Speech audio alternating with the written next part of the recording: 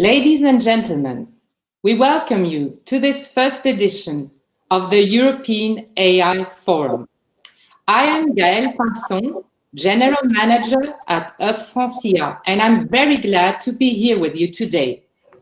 The COVID crisis has revealed to the world unprecedented issues, and we believe it challenges European AI more than ever. That is the reason why our three associations organized this European AI Forum. Jan? Thank you very much, Gaëlle. My name is Jan Stedul. I am welcoming you on behalf of the Croatian AI Association, who was recently formed, and it has around 100 members from entrepreneurs to academia to also well-established organizations so far. The only goal of all of these members is to have Croatia make a remarkable mark and shape the future of the world using advanced technologies just like artificial intelligence. Daniel. Thank you, Jan. My name is Daniel Abur. I am the General Manager of the German AI Association, and we represent 250 startups and small firms with the focus on AI and machine learning. Gaëlle? And I'm the General Manager of Francia, which has been accelerating the use of AI among its members, corporate companies, startups, SMEs for almost 3 years. So today we will join our forces and discuss in 3 panels with experts from our different countries. The first panel should help us set priorities for the European AI roadmap in the new post-COVID context. We then decided to focus on 2 aspects we believe are decisive to get European AI going. First, the regulatory framework in panel 2, and then infrastructures in panel 3.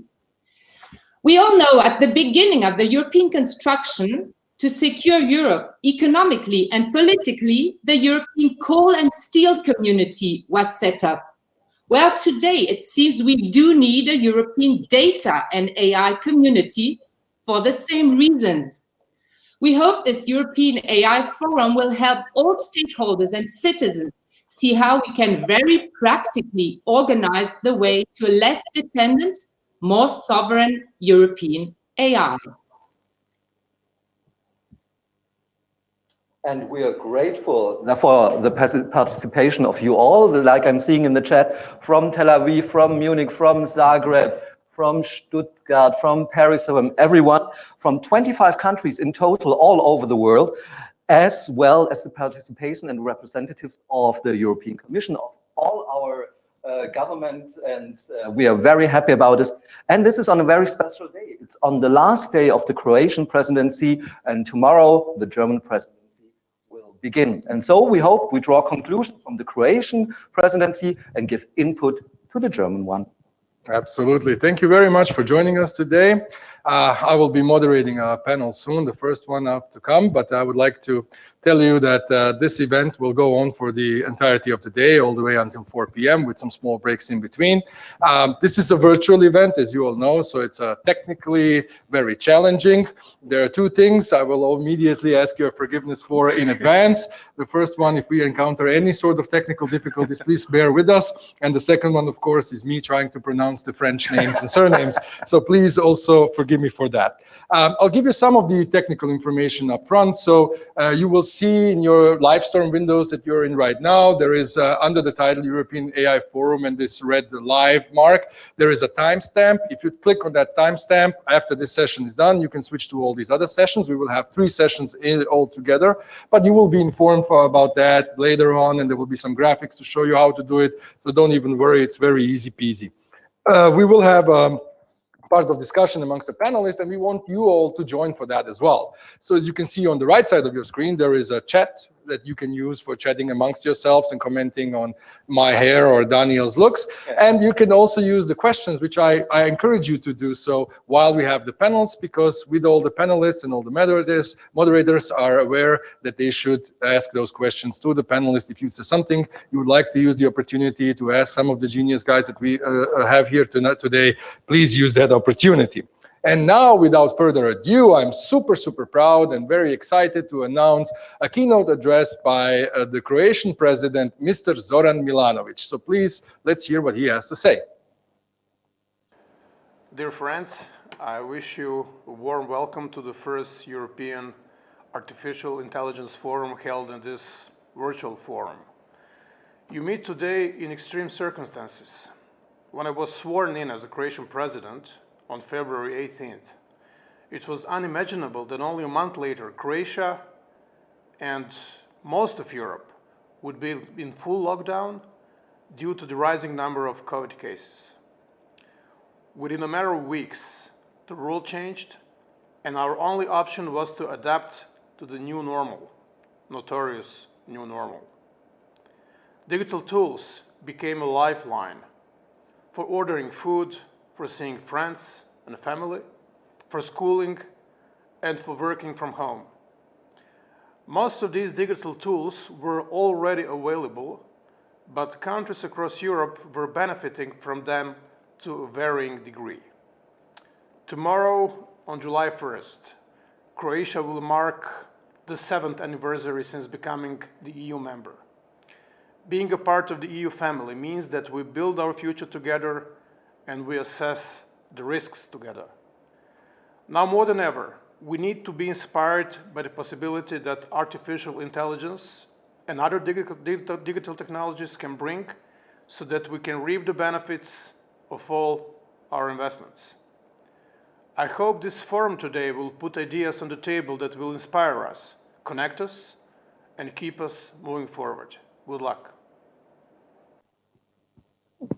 Thank you, Mr. President, for these kind words of encouragement. Daniel? Yeah, thank you. It's pretty cool having the Croatian president addressing us. Gael? Isn't it? I think the idea that the digital tools become the new normal is interesting, and the pandemic has been an opportunity for this digitization. We do have another address, don't we, Gael? Yes, we have the very great honor to have our European Commission's Executive Vice President, Margrethe Vestager. Ladies and gentlemen, the coronavirus has certainly disrupted a lot of plans this year. If 2020 had been an ordinary year, we would have likely been meeting today. It's nevertheless a pleasure to speak to you about artificial intelligence at the very end of the Croatian presidency. The last few months, they have certainly been the most unusual, the most unsettling environment in which a council presidency had ever had to operate. So I'm glad that you have found a way for this conference to go ahead. And this is possible, of course, because of digitization. The COVID crisis have challenged each and every one of us. Our health and our health systems, our economies, our very personal way of living. It has also been a testbed for digital solutions. As we have had to avoid the physical interaction, digital technology has stepped in and partly filled the gap. It has allowed us to go and to shop online. We have communicated online, worked from home, taught our children from a distance, and followed sports classes on our computers. And that experience is a powerful reminder of just how much digital technology has to offer. Digital technologies are also able to help us deal with the virus itself. Data, in combination with artificial intelligence and supercomputers, are major assets in detecting patterns in the spread of the virus or potential treatments. This is why the European Union has been funding a range of research and innovation actions in the field of AI and health. Some 3 months ago, we also launched an initiative to collect ideas about deployable artificial intelligence and robotic solutions that could help face the ongoing COVID-19 crisis. In response to this call, numerous digital solutions were shared on our website. I'm often asked if all the benefits that digital solutions have brought us during the crisis have changed the Commission's digital policy. Have we been too critical of tech companies, too careful and too bureaucratic when it comes to digital technologies? My answer to this is that our objectives are more relevant than ever. The more we use and depend on digital technologies, the more important it is that these technologies are in tune with our values, our beliefs, our rules. We firmly believe that the great potential that the digital transformation holds for our societies and economies. At the very beginning of this mandate, the Commission identified what we call the twin transitions. This is our main strategic objective, an objective to promote the transition to both a green and a digital economy and society. And this has proven more relevant than ever in our strategy for the recovery after the corona crisis. Together with our proposal for a modern and revamped long-term European budget, we have proposed a new recovery programme, Next Generation EU, as you know it. I think the name for this programme is well chosen. As we suggest borrowing money from our children and grandchildren, we should invest in a way that benefits them. To make our planet greener and to invest in modern technologies that will secure their jobs and their prosperity. And there's a huge economic potential in investing in our digital infrastructures and capabilities. We need first-class connectivity, efficient cloud solutions, and computing power in Europe. We need to make sure that the vast amount of data that is created every day, many of which are non-personal data, are made available to innovators and to startups. And we need to invest in research and skills. There's even more to the story. When we adopted our digital strategy back in February, we said that we want to shape Europe's digital future. We want technology to serve a true purpose, to make a difference in people's lives. We want digital technologies to work for each and every one of us. Artificial intelligence is a case in point. If properly developed and used, it can work miracles, both for our economy and for our society. It can help us manage health crises like the current one and predict the next one before any human being. It can help us identify fraudulent transactions on e-commerce marketplaces so that we do not end up buying counterfeit products without knowing it. And it can help us become climate neutral by 2050 by saving energy and waste at any stage of the product cycle. We need to put all our joint effort into developing these European artificial intelligence solutions. But artificial intelligence can also do harm. It can lead to discrimination, amplifying the prejudice and the biases that are already inherent in our society. Women may not be offered a top management job because they have occupied fewer of such jobs in the past than men. Immigration and people belonging to certain ethnical groups might be targeted by predictive policing techniques that direct all the attention of law enforcement to them. This is not acceptable.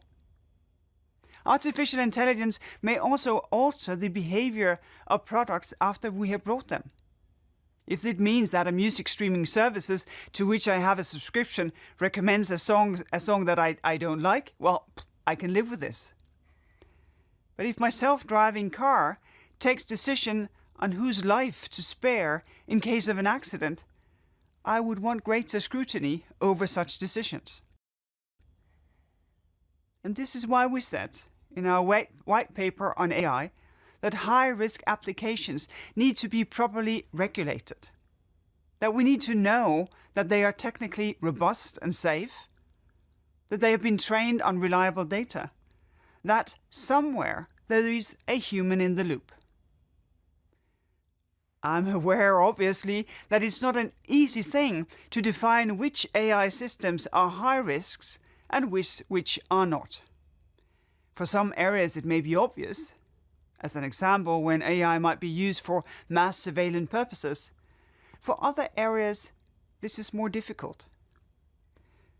This key question was also one of the key questions raised in our public consultation on the white paper that ended mid-June. Close to 1,200 people or organizations responded to this consultation, which show how much people care about this issue. Most of these contributions agreed that AI, if not properly framed, might compromise our fundamental rights or safety. And many of them agreed with us that we should focus our attention on high-risk applications. But rather few of them were convinced that we had already found the silver bullet that allows us to distinguish between high and low-risk applications. And this is why today's conference is also important. Given that artificial intelligence, one way or another, affects every one of us, we need a thorough debate on how to deal with this technology. We want to develop European AI with clear rules and innovative solutions to boost our economic growth and societal welfare. For this, we need to safeguard our trust in this technology, because without trust, no sustainable progress is possible. And in this spirit, I wish you an inspiring and productive conference.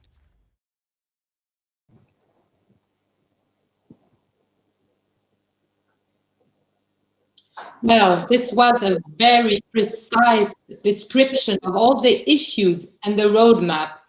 I just pick out one keyword, that of trust, and hope that our panels will be a contribution to building this trust from a regulatory point of view with ethics and privacy in panel 2, and also from an infrastructure technical point of view with security of data sharing or certification. What do you think? Well, we are very happy to see that artificial intelligence is being recognized in our national governments and also in the European Commission. And thank you to Mrs. Vestager for attending our conference about that. Oh yeah, many thanks to Madam Vestager for being with us today in this forum. Now is the time for us to get ready for our first panel. You will allow us some time to get our panelists on stage. I would just like to remind you again, please do use the questions tab. Please ask any questions you'd like to get answered by our dear esteemed panelists, and I will make sure that you get the answers too. So please hang on. We will be right back with the panel. Thank you very much. See ya.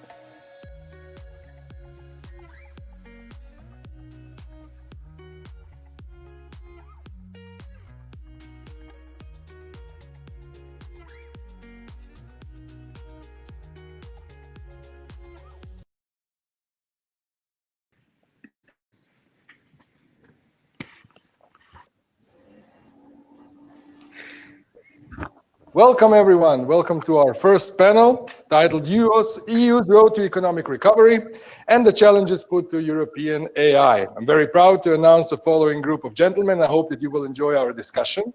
So without further ado, I'd like to present to you Mr. Anthony Whelan, Digital Policy Advisor in the Cabinet of European Commission President Ursula von der Leyen. He advises the President on a range of digital issues related to the digital economy. For example, the digital single market, research, innovation, and competition, so a very broad range of topical issues. He was previously the Director for Electronic Communications Networks and Services at the European Commission since 2013, where he designed and negotiated different various EU initiatives. We are very happy you were able to join us. Thank you very much, Mr. Whelan. Nice to be with you. Thanks. Thank you. Great to see your microphone works. So next up is Mr. Mate Rimac, a Croatian innovator, entrepreneur, and founder of the Croatian electric car company Rimac Automobili. In 2009, Mate started modeling an electric supercar at the age of 20. He started his car efforts in his garage, growing his company out into several ventures with diverse business models. At just 32 years old, he is already one of the most important figures in the electrification revolution. Dear Mate, thank you very much for joining us today. Thank you for the invite. Hi, everybody. Next up is and now we come to the point of me pronouncing French names and surnames, so please, Mr. Cyril Kabbara, the co-founder of the French startup Shark Robotics. Mr. Kabbara spent 9 years working in intelligence in the French army before studying for a master's degree in economic intelligence in Paris. The company he co-founded, Shark Robotics, has developed a robot named Colossus that has been successfully integrated into the Paris and Marseille fire services and helped save Paris Notre Dame Cathedral when flames engulfed its roof in 2019. Dear Cyril, thank you for joining us here today. And dear Cyril, you are muted. Please unmute yourself. Thank you. Now the microphone works. Thank you, Cyril. Hello, everybody. Thank you very much. It's a real honor to be part of this panel. Thank you, Cyril. And last but not least, with us today is Mr. Benharrosh, co-founder of the French scale-up Delair. Delair was founded in France in 2011, and since then they've largely been known for their work in creating fixed-wing drones for commercial applications, including uses in mapping and surveying, oil and gas, mining, agriculture, construction, and transportation. For years now, Delair has been working to push the boundaries of commercial unmanned flying, making strategic partnerships with companies like Intel and DJI to help push the use of aerial data processing towards actionable insights. Benjamin, thank you very much for being here today. Yeah, thanks for having me. Hey, everybody. Great. So the topic is EU's economic recovery and the future of European AI. I think that the title is already hinting somehow in the direction that we here all believe that AI could play a very significant role in that, and that new technologies, entrepreneur culture, and everything else should definitely boost the economy in these difficult times for all of us. I would like to structure the concept of this panel in a way that we get to meet our entrepreneurs, we get to meet our innovators, we hear from them, we hear the stories, the pains, the lessons, and then we have the special ability to talk to Mr. Wieland directly and see if there are any ways of how we could structure this and make more of this happen. And is there any way the EU can help successes like this become more often? So Mate, please, I would like to start with you. You started your supercar company in 2009, and you specialize in the production of all electric hypercars, battery systems that power them. So back then, when you started, Croatia was not even part of the EU. And how would you describe your early beginnings, and how would you describe, was there any difference when you started out as an entrepreneur in Croatia that was not part of the EU, and then has anything changed since Croatia became a full member? Well, it was super difficult to start in a country that never had a car industry. So Croatia, when you type into Google, like automotive industry in Europe, you get dots all over the place, from Portugal to the East European states like Slovakia, Hungary, Slovenia, even Serbia. Croatia is the one with really no automotive industry, and unfortunately just very few technology companies in general. So Croatia didn't have a single venture capital fund at that time. It was super hard to start a company. It was very hard to attract talent or to find talent because there was just nobody who was doing anything like that in Croatia. So it was super difficult to bring the company up. We were on the brink of survival for most of our time until we have proven ourselves step by step with little things and, going slowly, towards, let's say, a success story. And then once it started to take off, when we had the first investors joining us, we went very quickly from 20 people to 100 to 300, now to 700, and continue to grow. The big turning point for us was when we started to work with the big car companies. Porsche invested in us in 2017. That was the first time that they have invested in a company, and just something unimaginable. When you look at Croatia 10 years ago, that Porsche would invest in a Croatian tech startup, and then after Porsche, Hyundai, and Kia have invested into the company. So we have attracted 150 million euros into the company. We have created the most diverse company in Croatia in terms of nationalities. We are 35 nationalities now. We have proven that in Southeastern Europe, in a country that never had this kind of industry, you can create a global success story. But I mean, we still have a long way to go. And you know, it's much easier since we are in the EU to travel and to work with companies all around Europe. We are a global company. We consider our market to be global. We are just here in Croatia because I happened to start it here. There was no big analysis behind it. I always like to say, like, Ferrari is in Modena because, you know, Enzo Ferrari was there, or Porsche is in Stuttgart because Ferdinand Porsche started there. So that's why we are here, and we kind of made it work. Perfect. Thank you very much. And I think you do say that it was a bit easier going in the EU with the travel. Was there anything else that was maybe better or different since Croatia joined the EU in terms of cooperating with the government or any sort of, you know, government offices? Yeah, I think the EU is pushing Croatia in the right direction, pushing our legislators and so on. And recently I spent quite some time in Brussels as well, talking with people like Maroš Šefčovič, who is a great supporter of electrification in general, but also I think quite a big fan of our company. And I have the feeling like, you know, it's always like that. We see it in our company, like, why reinvent the wheel? You know, there's so many people who have done a lot of things, so, you know, consultants can help and so on. And it's the same, I think, with Croatia and the EU, where, you know, some best practices and some, let's say, strategies that have been developed by people who have more experience and who have done this already for decades in their countries. So if Croatia can adapt those best practices and maybe avoid some pitfalls, I think it's benefiting a lot. And I just have the feeling, you know, when you go from Croatia now and cross the border to Serbia, you see that there is a, I don't know, 15 years gap. You can literally see it as soon as you cross the border. And I think Croatia would have looked, I mean, Croatia is very far from being, let's say, EU average. Unfortunately, on most of the rankings, we are in the very bottom. But it would have been much worse, I believe, without the EU. Perfect. Thank you for that. Benjamin, you started your company in Toulouse, France. Am I right? And Yes, exactly. now you're kind of pushing really hard, and you're doing the expansion into the US, Canada, all these other different markets. And I believe you also had the ability or the privilege of being working and studying in the US. How would you describe the difference between US and EU business, let's say, or even legislative things that guideline the business?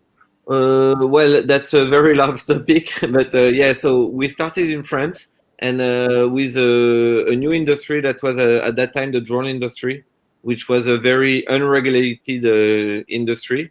And we were lucky enough to have like European countries to be the first to regulate this market and to offer the possibility to do what we call today beyond visual line of sight, which means like being able to fly the drone with no limit of distance between the operator on the ground and the flying drone. And that was a very that was a unique capability in the world. And when we tried to sell our technology in the US, we were blocked by this problem of regulation there. So it was it's been a big issue for several years, and actually it's still an issue now. So there are still a bit almost 8 years behind in terms of regulation for those capabilities. That being said, I moved to the US 4 years ago to start the US branch, to open the office and see how we could expand the business. And even without this regulation in place in the US, it was kind of easier to sell in the US. But that's because the way customers and enterprise behave and buy those new technology and innovative technology is different. But the good news is that I moved back to Paris a year ago, and now things are starting to take off again in Europe. So it's an in between. Regulation is a bit better in Europe, but you know, customer facing and the behavior of big companies towards innovation is a bit easier in the US today.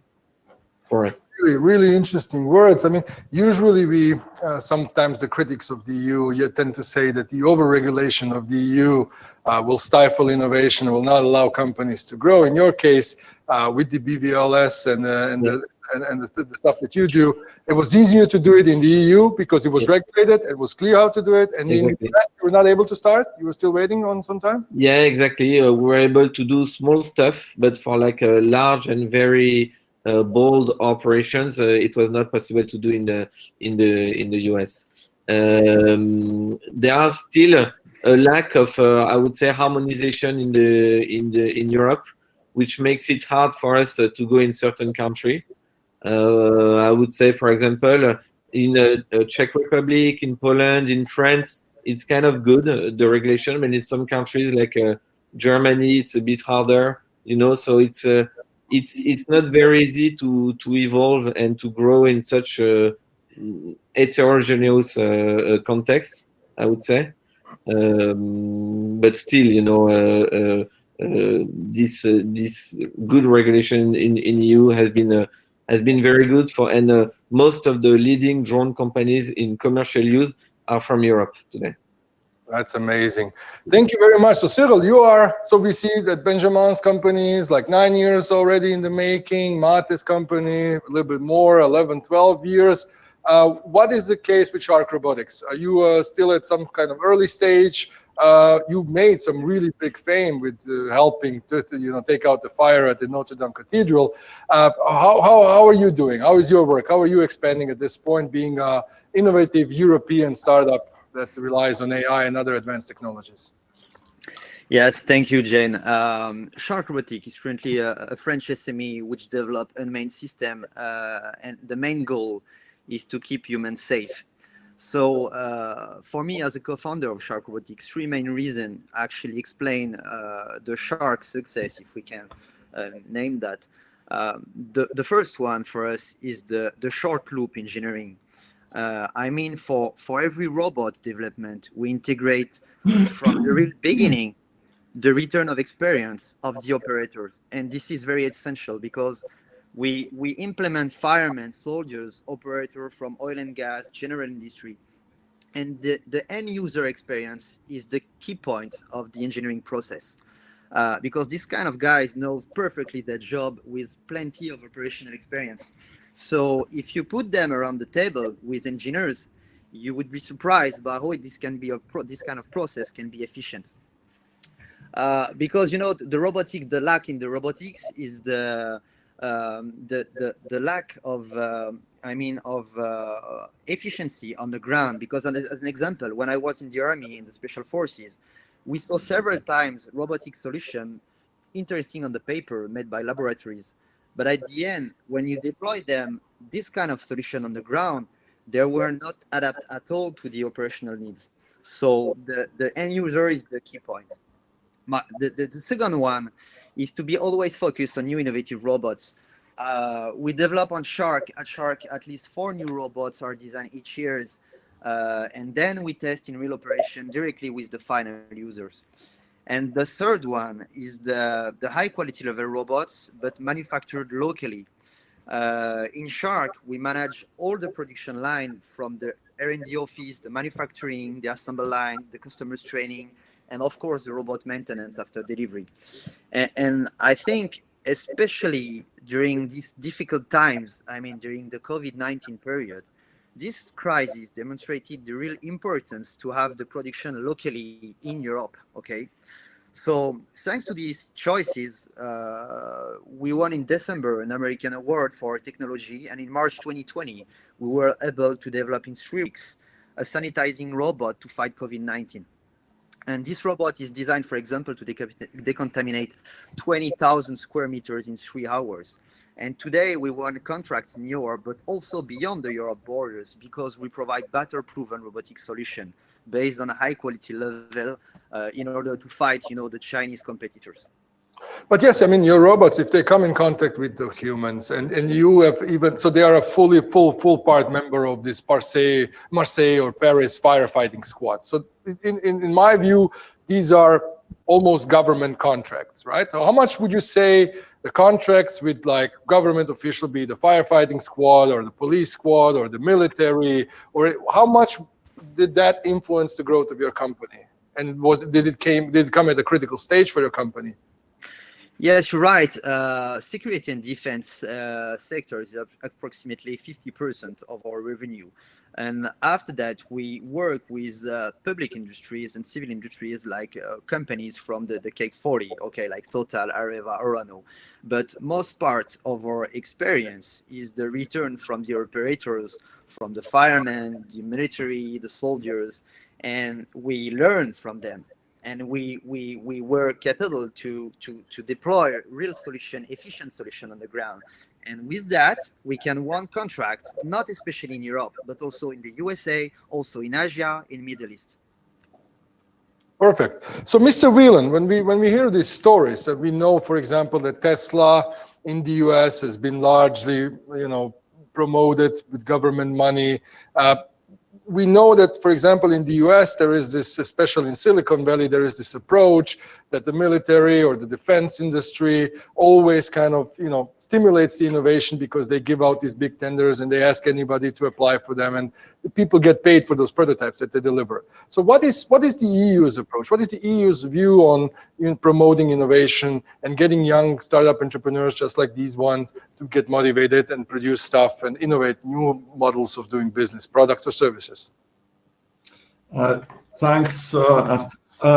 And there is no silver bullet on these things. I think the stories we've just heard, which are three quite different stories, already tell you that there's something in the German saying, success has many fathers.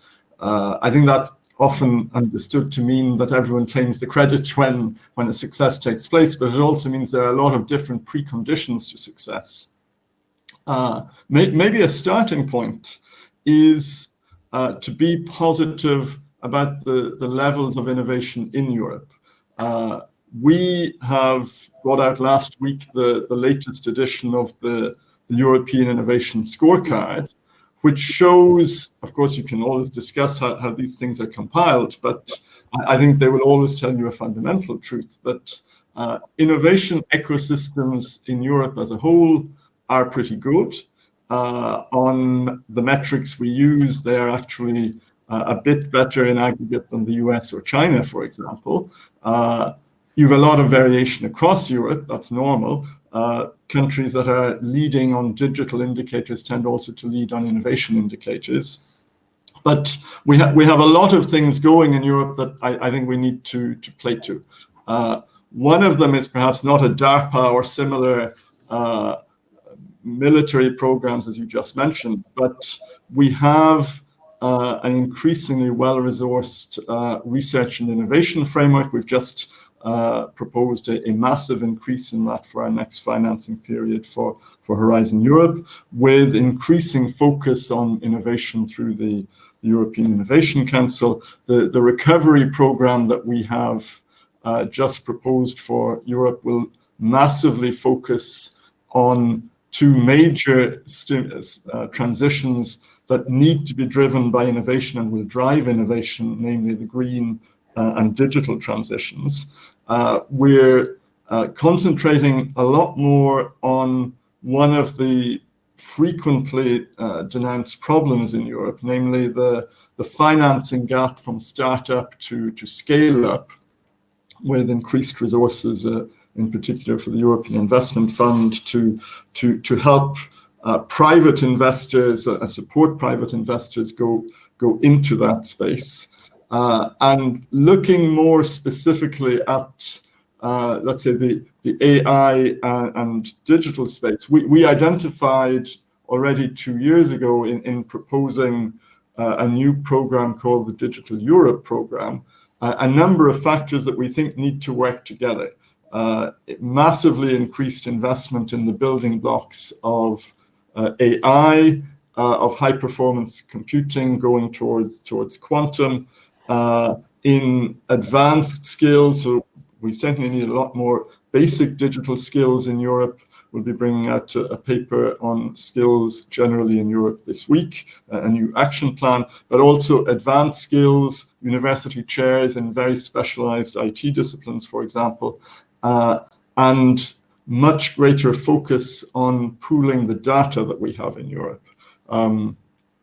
It sounds like all of these very interesting initiatives that we can also find online, and they all look and sound really interesting, like really, really interesting, because they address all the most important issues. They address issues like, how am I supposed to get funding for my early startup? How am I going to bring, my product to a different level? But I just wanted to ask, so we have the unique opportunity with the people here. So Cyril, for example, you are at an early stage. Have you ever used any of those grants or any of those programs? Were you able to go into any of these things to be able to use them actively in your business and grow your company that way?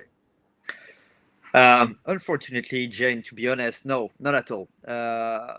Because we were not notified in the SME landscape, European SMEs landscape. And for us, this is kind of a lack, because if you take an example, for example, in the US country, for the USA, they know perfectly their own landscape of AI, robotics, and robotic startup and SMEs. Thanks to a dedicated process, they are capable to identify each SMEs, each startup in the country, to find them and to say, okay, we will support you and we will help you to grow, okay? Few years ago, if you take the European Defense Agency take the lead to create the European Defense Technological Industrial Base, to identify the defense companies. And I think, from my point of view, it could be good if the European Union should do the same process for AI and robotics companies. Once the notification is made, the European Commission has to support them to find funding and also to win contracts, especially to win contracts in Europe and beyond borders. Mate, but when you started out very early and very young. How long did it take before you were able to say, now I feel like I have been helped out, I have been nourished and cherished, I have been able to use some grants, some programs, this helped me a lot? Do you have to wait for like years or months, or how was it in your case? Where do I take my diplomacy now? So we are a technology startup with 400 people in R&D. We have invested more than 100 million euros in the development of our products in a country that is one of the last in terms of investment in R&D and in innovation by patents, field, and so on. We have paid something like 17 million euros of taxes so far, 17, and we have received something like 2 million euros of government incentives and something like 2.5 million of EU funding in our whole history. We have, of course, tried to use as much as we could, like also in terms of loans and so on. Some of them really helped us in our history. But, I think people have this false image, especially in these new EU countries where, there's a whole sack of money just waiting for you somewhere, like European money, it's going to solve real problems, like why are you not taking EU money and so on. I think we should be much more like US, where where they have created their ecosystem with, angel investors, early VC funding, growth capital, private equity and IPOs. That's how it should work.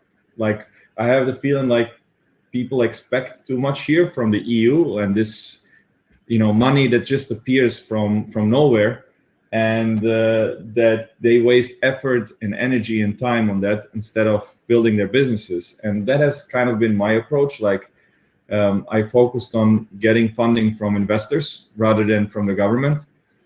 And it worked luckily for us, because I don't think that you should or can expect a lot from EU funding. Of course, it enables collaboration and so on. It's not just money, but it takes a lot of effort, a lot of management effort, a lot of management time to do that.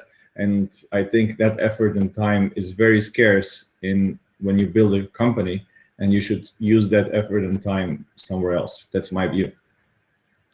Yes, okay, but so yeah, you already answered kind of my questions, but Benjamin, so you now said, and we already kind of realized, having BVLOS regulated in the EU helped you a lot because you were able to start your business, go to a different EU market, and without any difficulties get the licenses you need to get your unmanned drones flying everywhere and collecting data and stuff like that.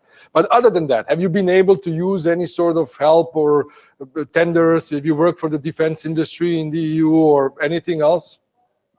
Yes, with I would say different kind of success. So sometimes with grants for fundings, we had a great success, and we've been able to meet like other European institutes and other European companies with whom we're still working today.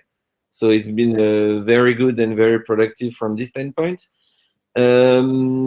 Sometimes there has been some tenders, especially, I would not name any organization, but from a European organization that were very good and very adapted to what we were offering.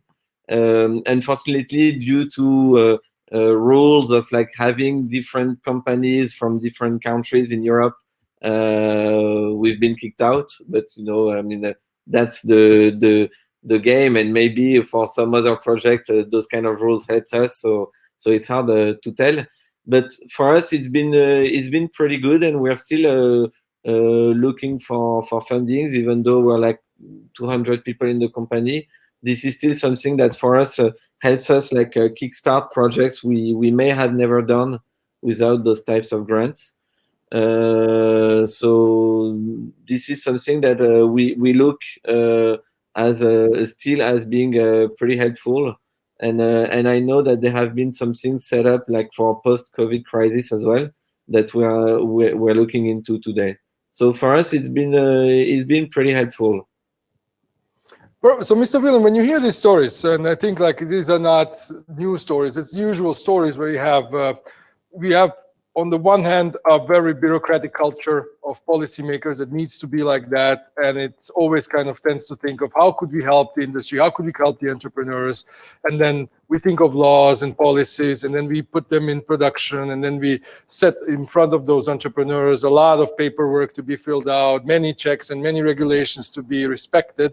And at the end of the day, we say, we're going to get you this money, or we're going to help you in this way for you to grow. Now we hear that this, sometimes it works, as I would say, if you come from when we heard the story from Benjamin, and we hear the story from Mate, they had to grow to a certain level and the number of people that they could accommodate all of this extra work that had to be done for them to be able to use and bear the fruits of these policies. But what, in your view, and in your mandate especially, I know you've been very vocal about it, what is it that the EU can do differently that all of these procedures and all of these things are much easier, and they go hand in hand with the mindset of an entrepreneur, innovator trying to build his company that doesn't have too much time to solve bureaucratic loopholes. He just wants to know if the thing that he does delivers value and he can get some money for it or some contracts for it, or any other help to help him, move to different markets, or any other thing that would grow his company.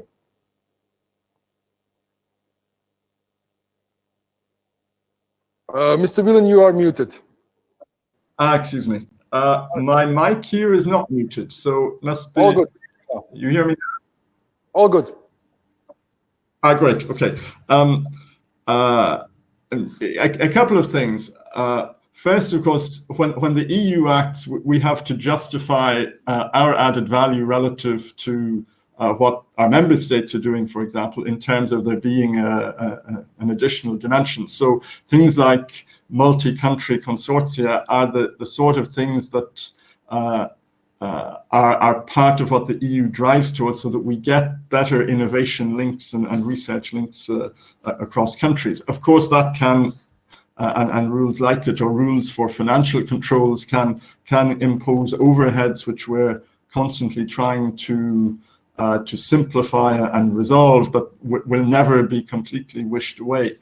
What is perhaps a very important development in EU funding practice in the last decade or so is the extent to which we're trying to activate market mechanisms. That means on the very process that I think it was Mate mentioned, moving from angels to VC to growth cap and so on up the chain, we're trying to use EU money in order to build private markets there. So you will often be encountering VC in Europe with a completely private face, which is enabled with investment guarantees from the European Investment Fund, for example. So there you can have, of course, a somewhat more fluid, market-oriented decision-making by investment managers. More generally, because I don't want to just talk about funding, the point made by Benjamin about how regulation can be pro-innovation is, of course, not an automatism. There can be good and bad regulation, but we do invest a lot in Europe in impact assessing, in consulting, in preparing regulatory initiatives in order to make sure that they do not have an innovation constraining effect. Now, you will always have a phenomenon where you have countries with different starting points. For example, Germany and France were mentioned as being in different places on drone regulation at a certain moment. When you try to harmonize things in order to have a genuine single market for the product or the activity in question, you end up having to do sometimes more complicated compromises than we would like, but hopefully with the outcome that everyone then has a level playing field to roll out their products in a much bigger market. What would you like to see happen? So let's say in the next 1 or 2 years, with all the initiatives that you have planned out and carefully selected, what would you like to see? What is kind of your KPI and measurement where you would say the things that we have done have truly helped Europe to be a more digital environment? Well, if we take the specific area of AI, because we've KPIs for many things, we have set ourselves a target to get investment levels in Europe to 20 billion a year. Now, that's not EU money, that's EU money with national money, but predominantly also private investment across the whole space. So from the really heavy infrastructures like supercomputers and major data processing capacity to investment in the embedding of AI systems in hardware, which is something we're particularly good at in Europe. And I think your three.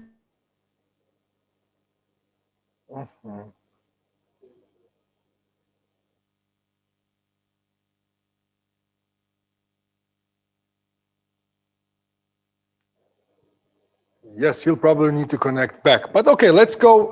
Once we cover the economic issues, can we go back to the AI issues there? I would like to ask Mate, so when you started out, you were not an AI company, I'm guessing. That's a very... Mr. Wieland, are you back? You're back with us, Mr. Wieland. Am I now back with you? I was asked to refresh. Am I back with you? You look refreshed. Yeah, great. I don't know when you lost me. No, so the only thing, and I asked, so in terms of, and we will switch now from the economic recovery point to more AI-related issues. And the fact is, how much does AI play a role, in your view or the Commission's view, on the economic recovery of the European Union? Our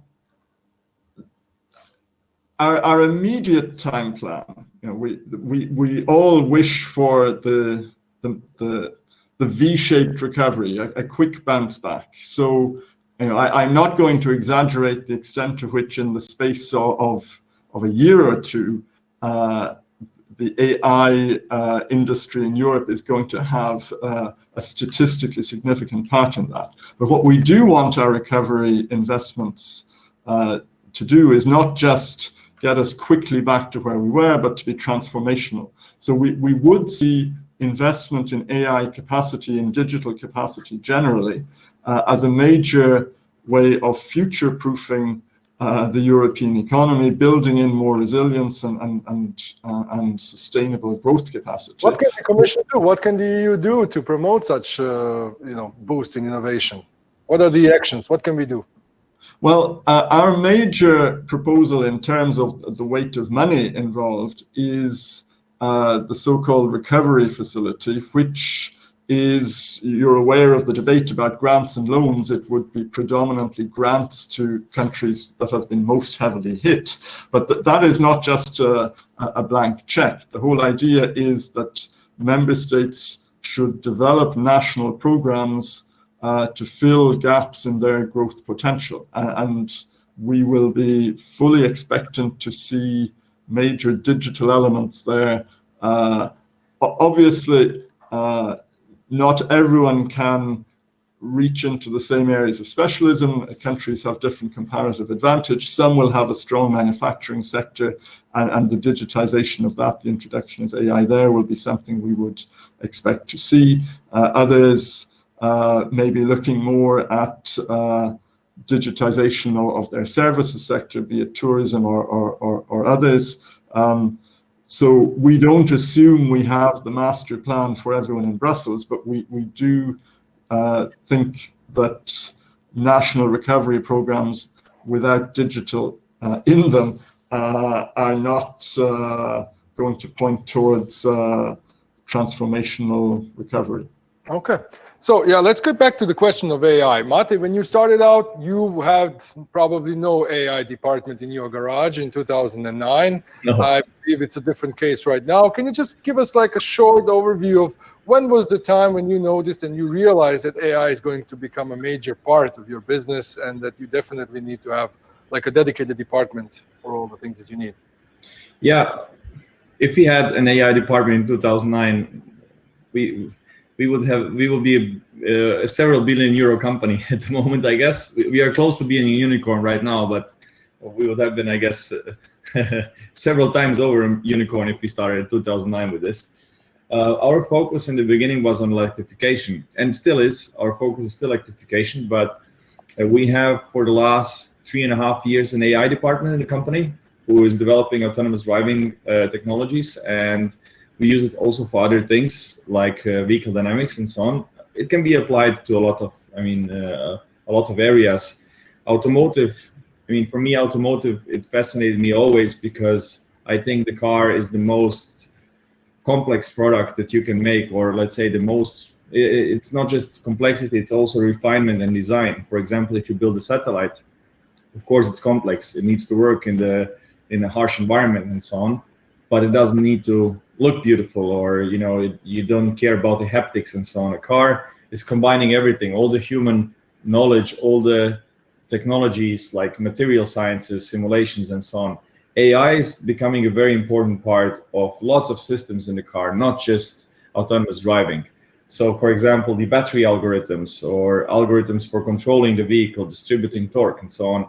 So we are using it in many areas, but why I started to work on that is because I realized that the car industry is going to change completely. And the idea is, so, electrification, it seems like a huge deal, but, I'm talking often in keynotes to managements of big car companies, and there's one thing that they are missing, I think. They have the feeling that they're in this huge transition in electrification, and that's on the top of their mind. They are changing from combustion to electric cars. But if you look at it really, 100 years ago, all of these suppliers made parts for them. Like 100 years ago, they were making spark plugs and exhausts and stuff like that. The car companies would buy the parts from the suppliers. Even some of them are still the same, like Bosch and Michelin and so on, same suppliers like today. And the OEMs, the car companies, were building cars. They were selling them to dealerships. The dealerships sold them to end customers, and the end customers used them and serviced them in service stations and so on. Today, 100 years later, the same suppliers are just making different parts. Instead of the ignition system, they might make an inverter for electric motor or an electric motor, whatever. The car companies still buy the parts. They assemble the car. By the way, 75% of added value is not happening at the OEM. It's happening at the supplier. So the supplier supplies 75% of the value of the car.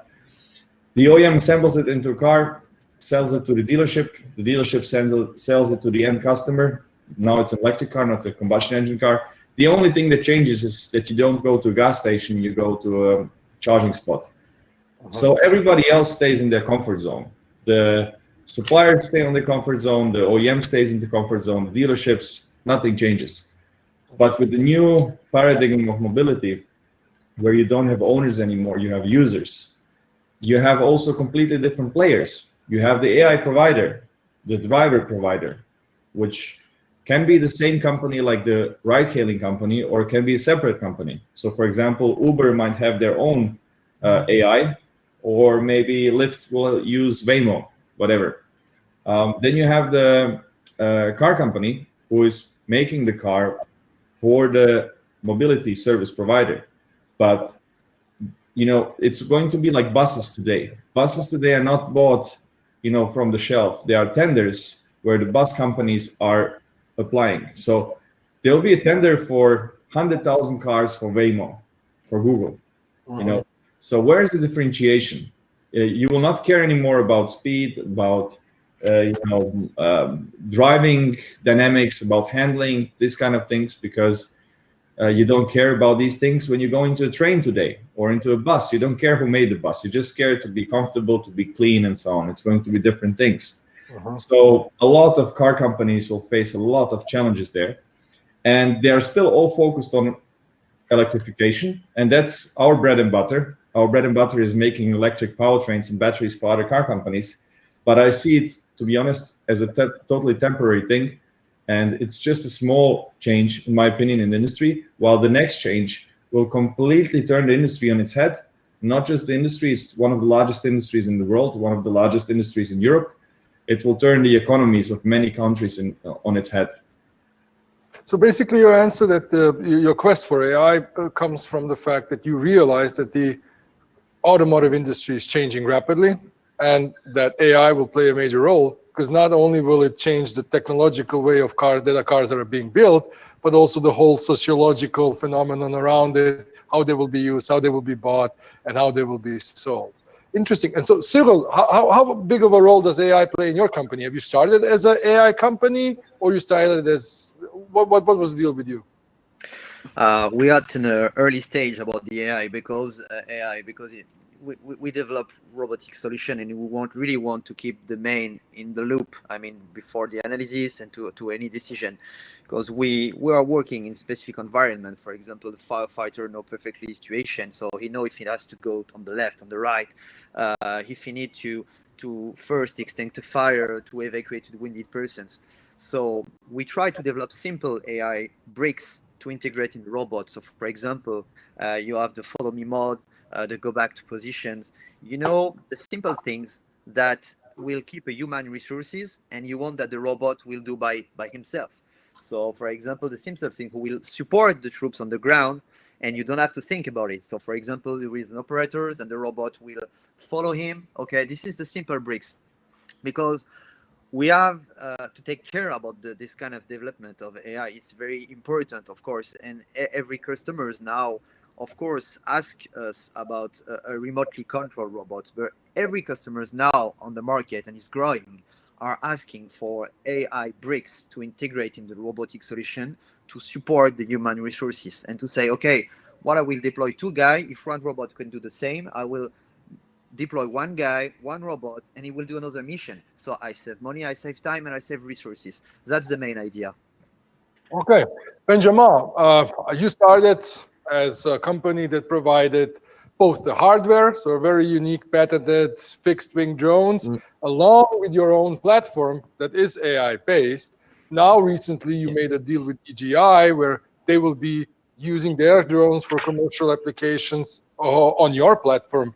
Can you tell us a bit on how you view AI and how you cultivate it within your company?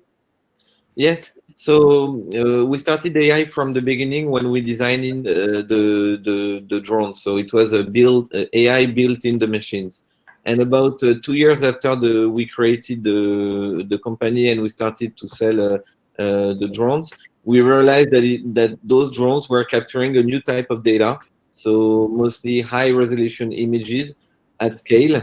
And our clients, they were having a hard time in managing all those type of data, processing it, and getting insights out of it. So we decided to launch a platform, which is a cloud-based platform, which is called Delair.ai, in which there is a lot of AI in order to help our clients classify all those data, aggregate it with other type of data, and analyze it in order to get information out of it. For example, when we work with a utility, they would use our AI-based platform in order to aggregate millions and millions of photos of their poles, of their power lines, and detect automatically some defects on it. Same thing with oil and gas company.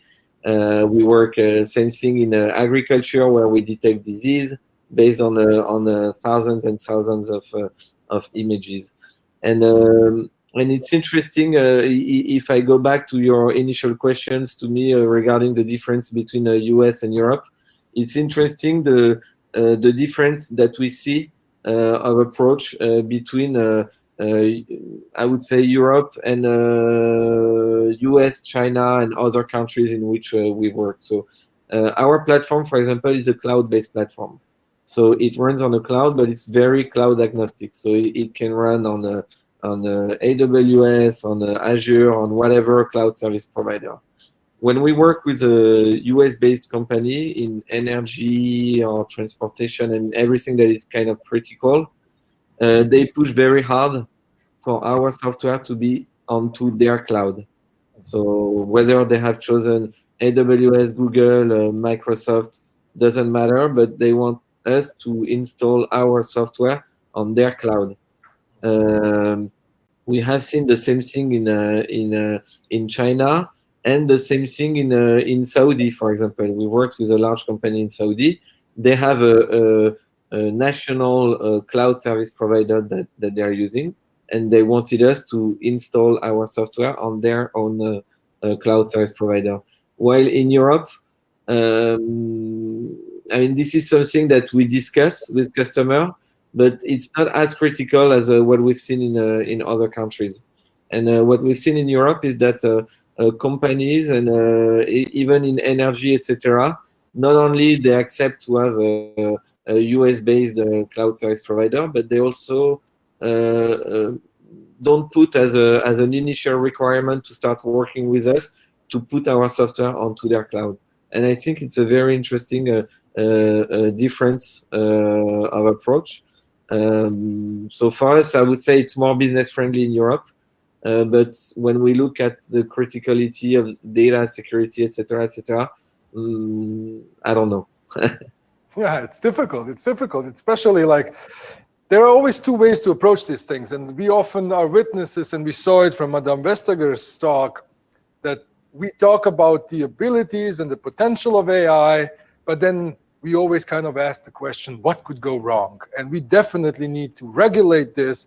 And this is where when I'm looking at your three companies, and I'm hearing that Mate has a hypercar that can go from 0 to 60 in a matter of 1 to 0.5 seconds or whatever it is. Mate, please correct me if I'm saying stupid stuff here. And then Cyril is making robots that can disinfect or you put out fires. You're making drones that are flying all around.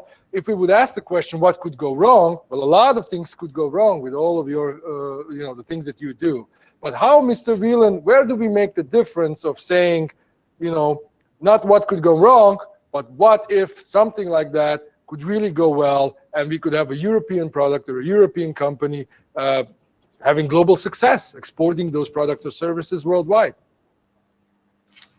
Well, I hope it's already getting up and going from what I heard from at least the three co-panelists. They're already reaching well beyond Europe. I mean, on the what can go wrong piece, I think Vice President Vestager pretty well captured it, that I think a bedrock of predictable regulation of, for example, what a company could be liable for, what sort of damage caused by an AI system could end up being a bill for them or for their insurers. I think the more clarity we can give on that, the better it is. Now, that involves a lot of judgment. It's not a simple quantitative equation that you can do on that. And that's why we have done this very broad-based consultation on a regulatory framework for AI. But the idea is not to regulate it because it's AI. The idea is to capture risks that are sufficiently significant that they need a regulatory framework to establish people's responsibilities. I think ultimately for businesses that will trade on not only the quality and ruggedness and intelligence of their products in the field, but on their reputation, that is actually potentially an asset if we get it right. Okay, so guys, do you feel like, Mate, being from the EU, having to, so you're using AI within your company, within your products, you must comply with the different rules that are present within the EU. Do you feel like your AI or your products are better for that? Do you think like we're more advanced than other territories where the regulation is maybe not that hard? Really good question. You know, I believe that China is really, when I look at the regulations and the way the regulators frame things, you can really see that there's people who really think strategically, long-term, and really understand their stuff, and having their own interests in at first place. So, for example, battery regulations, it's incredible how well structured they are, how technically capable and detailed they are in China. And I see Europe lagging behind there. In terms of AI and autonomous driving, it's one of the biggest questions in the world, I would say, and something that will really determine how things go. The regulations everywhere are extremely slow. They are still focused on, how would I say, the intermediate step, like to enable some kind of driver assistance systems. So for example, that the car can help you on the highway, that you don't have to keep your hands on the wheel and stuff like that.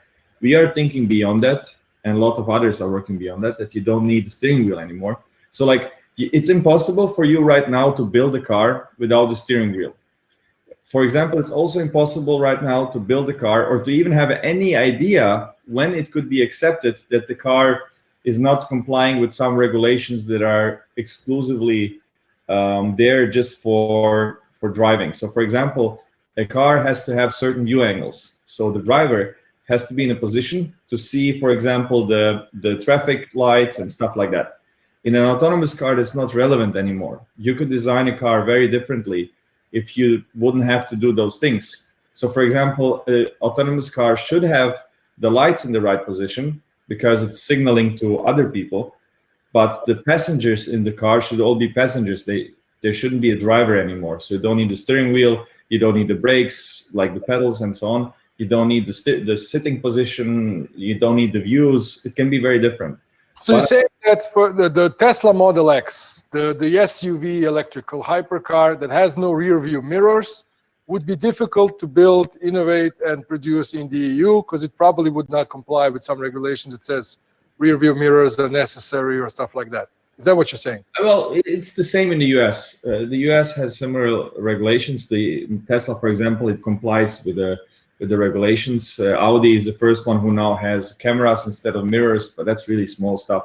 So I think that's an opportunity for a region or a country to be really like progressive and to be the playground of this huge industry, to say, okay, we are going to allow the first deployment of autonomous vehicles, and this is the regulation that we are doing specifically for that. It's being worked on, but it's super early, and we are also, that's part of the reason why I'm spending some time in Brussels and also with our regulators here and with other countries where we are discussing to work on robotaxis and so on. But it's really in the early stage, and you can really see that, unfortunately, the regulations are really behind the technology. And this will be a big issue because, autonomous driving will unlock, phones didn't change just Apple and Nokia and so on, the phone industry. They changed our lives, everything in the last 20 years. And I really think that, a capitalist society has to always grow. And with this, it grew because you could always work. You could work wherever. You didn't have to be in your office. And the next growth, in my opinion, will be because you are going to get billions of hours back instead of being stuck in traffic and driving, you will have people being productive. Productive in the sense that they will consume content from the car, like videos or stuff like that, or they will work in that time that they have. Yeah. And have a date or have a lunch or something. Yeah, or eat, whatever. Sleep, doesn't matter. You have your time back. And plus, it will be less injuries, less death, less pollution, better usage of the infrastructure of roads and so on. So the regulators who need to unlock that have to move if they want to unlock that potential, because it's there. Like, we can have it very soon. The technology is almost there, but unfortunately, regulation is slow. Of course. But Benjamin, so we heard also from your talk that, for example, the fact that you are a world leader in BVLOS technology, and the fact that the EU has regulated some of those things, and you made your technology compliant to those regulations, was that part of your worldwide success? Yes, but to be fully transparent and honest, it's European countries who have regulated it, but not yet EU. I mean, EU is starting to do it, but it was a European country one by one. So it is still a very heterogeneous market. But for sure, those regulations that appeared in several countries in Europe helped us a lot and kind of created the standards for the future worldwide regulation, I would say, because now industry leaders are respecting those standards that have been set up in those very early on regulations. Perfect. Cyril, so when you now go and you look for money from VC funds or anywhere else, and you say that you are a European company that respects and complies all the EU regulations, that you made your software and hardware to be very compliant and put humans in the loop to create a trustworthy system, does that in any way, give you a better position, a negotiation position? It's a large question, but yes and not, because if you compare to the US, the US market is very interesting because they move fast and the regulation is very adapted to the market. Of course, like Benjamin said, in Europe it's quite heterogeneous, so it's difficult to harmonize the regulation. So when you see the US market, even in American companies are famous and very well known for AI and robotic solution. You have also plenty of famous and talented companies in Europe. So we saw that, for example, we were targeting this year, but one of the best US company, Boston Dynamics, in robotics to develop specific solution to fight COVID-19, because they didn't have the necessary skills in their own territory. So in this way, they come to us because we have a certain process of ethics, and due to regulations. And in the robotics field, everything is just the beginning. I mean, there is no the same regulation like in the automotive. We are just starting, so we can go in every direction. Before, if you compare Russia to US to Europe to Chinese, every single country is going its own direction. So some of them weaponize the robot. In Europe, we say no. In France, especially, we say no. We don't want to weaponize the robot and mixed with AI. So it's very difficult for them to find our position. But for one sure, the main goal is to keep the human on the loop to avoid any mistake, any problem in the future. So the ethics and regulation is I think it's very important. And the European Union need to have the lead in that way to show, we will do innovative solution, but with respect of ethics and regulations. Perfect. And now, before we go to the questions of the audience, I have one last question for Mr. Whelan.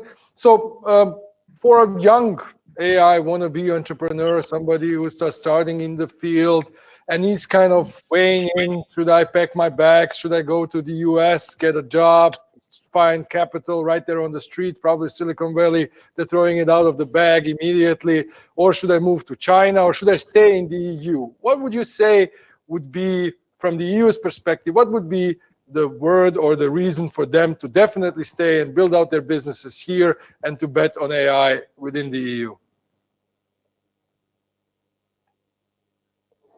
economic, it's a question of playing to your strengths. Europe has strengths, including in this area, and we've been hearing about them. We are well rooted in very respected manufacturing prowess.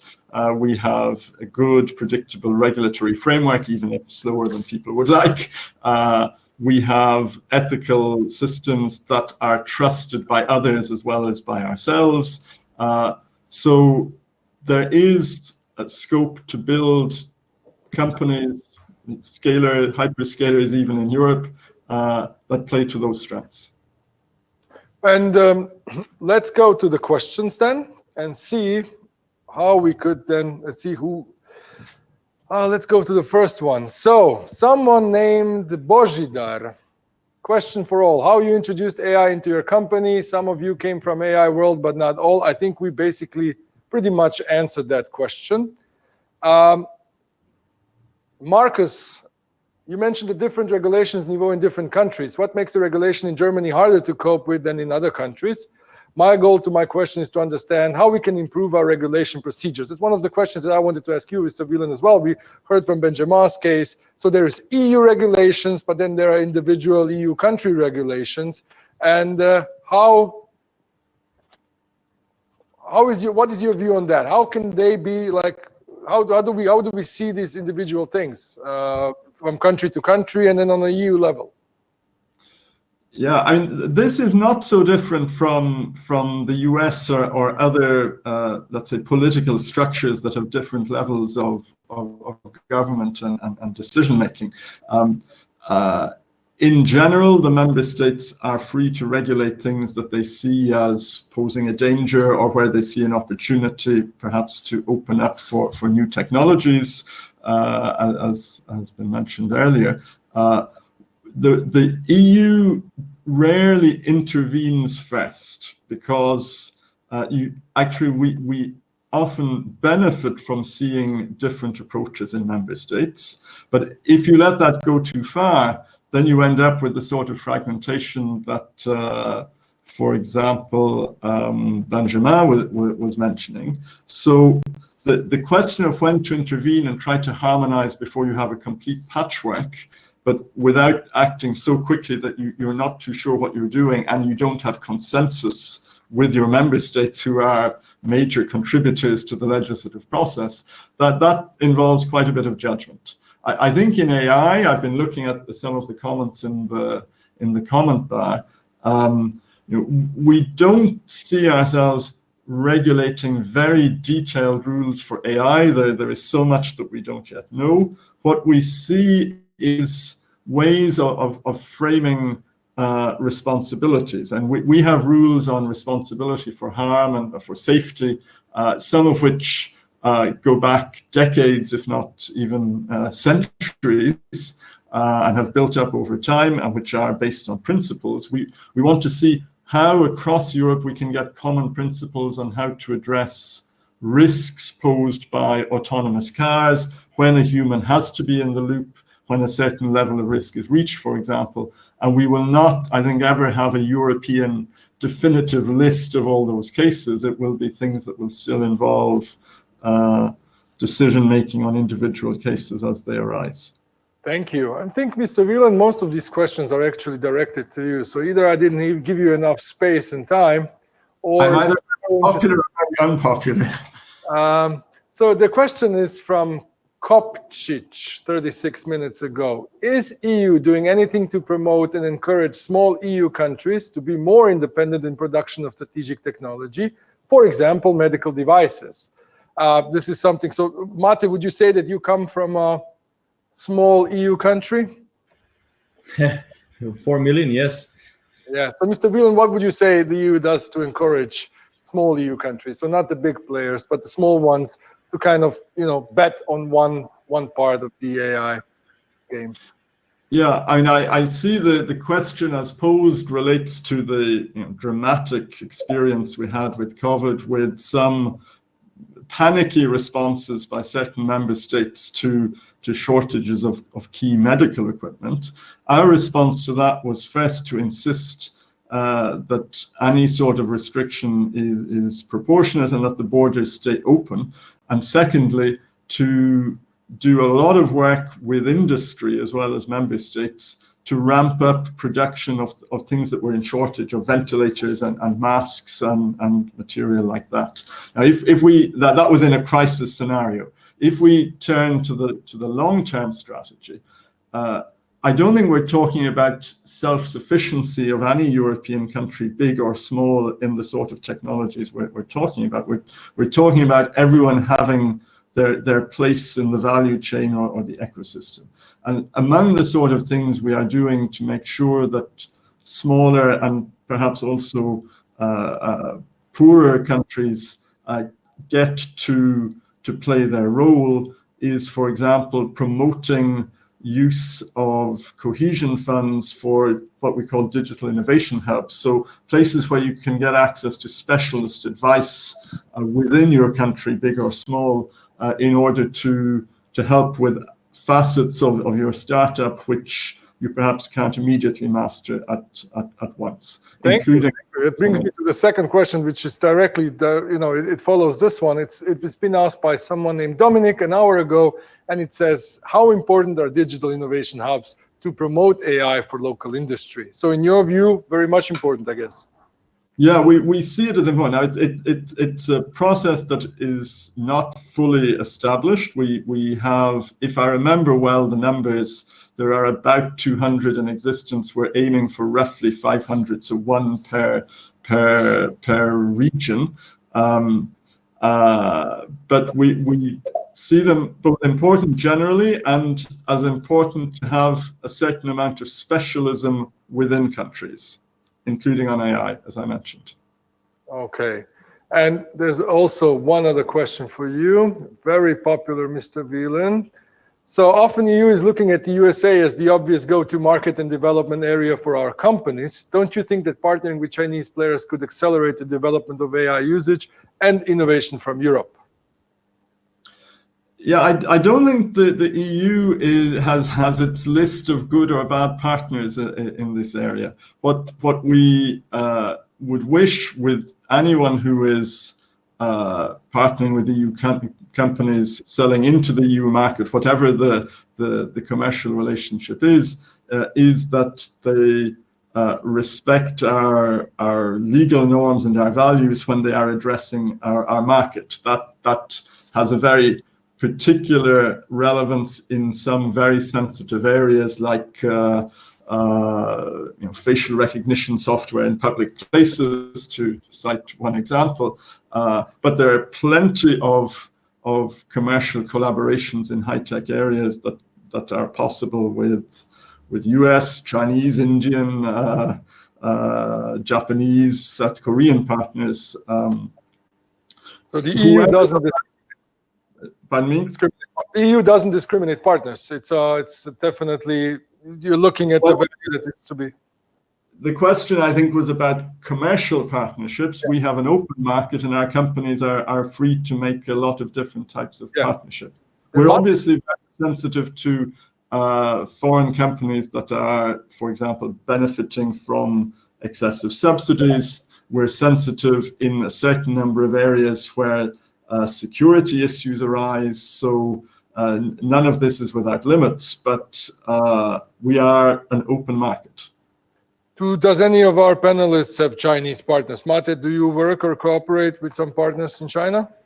Yeah, our biggest shareholder outside of, except for me, is a Chinese company called Camel, the largest battery manufacturer in China of lead-acid batteries. Our experiences with working with China have been mixed. I mean, it's like everywhere else. We have, good companies, bad companies. With a lot of companies, we have very positive experiences, but with many, we also have quite negative experiences. Working with China being a very different culture, I would say people need to be careful, like with most other collaborations. But in general, we have a positive feeling. And the rest of the guys, Benjamin, have you worked in China? Have you moved to that market as well? Yes, actually, it's been our biggest market before we opened the US. So very into innovation, and I mean, it's been pretty good for us before. I would say the US-China war. And also we have a big partnership with DJI, as you mentioned, who is the worldwide leader in prosumer drones, I would say. So we do work a lot with in China and with Chinese company outside China as well. Perfect. Thank you. Cyril, did you have any experiences with China? Yes, of course. We have a subsidiary, Shark Asia, who is working in Singapore and to deal with in China, because it's a huge market of 1 billion persons. So we can avoid them. So of course it's very important to promote and provide robotic solution over there. And also, like Mate said, you have to take care about this. This is a very special market and very huge market, quite like the same in the US, because so you have to take care, and it's a long process to came on this market. Perfect. And I would like to use this opportunity as some closing words, especially in the context of the title, and that is the EU's economic recovery and the future for European AI. So, Mr. Whelan, what would you say, in a nutshell, would be the proper way to approach economic recovery in the EU, especially betting on AI? I said it already. Play to your strengths. That's it. Thank you very much for the message. Benjamin, what would you say? What is your view on how we can recover the economic situation in Europe post-corona? Stay calm. I don't know. Stay beautiful. Thank you, Benjamin. Cyril, from your point of view, what would you do? What do you think is the best way forward for Europe? Produce locally. Produce locally. Thank you very much. And Mate, from your point of view? I think it's less of a deal than everybody thought. I thought that we'll have companies going bankrupt, everybody, and people losing their jobs in masses. At least here it didn't happen in this way. And we are expanding like crazy and using the opportunities to snatch up people from other companies that are not doing so well. So for us, it's a great opportunity, and I hope other companies will be able to use that opportunity as well. Great. Thank you very much, gentlemen. I'm really happy. I'm sorry none of you was female, and we had some remarks regarding there. I would just like to inform everybody that we have 2 more upcoming panels, and that some of them will be more female skewed. So I'm sorry if it was not really gender appropriate for some of you. Thank you very much, dear attendees. I hope you enjoyed the discussion, and thank you for all the questions. There were way too many, so we were not able to answer all of them, but I think we picked up some of the most interesting ones. Now is the time for you to make the switch that I announced in the very beginning. So in the upper, in this corner, I think it's in this corner, you will see European AI Forum timestamp. If you click on that, there are 2 small arrows. You can switch to the next session. We will take a short break, and then we will continue on from there with some really nice keynote addresses from other EU policy officials, and also interesting panels on other interesting topics. Thank you very much for being with us. See you soon. 12:15.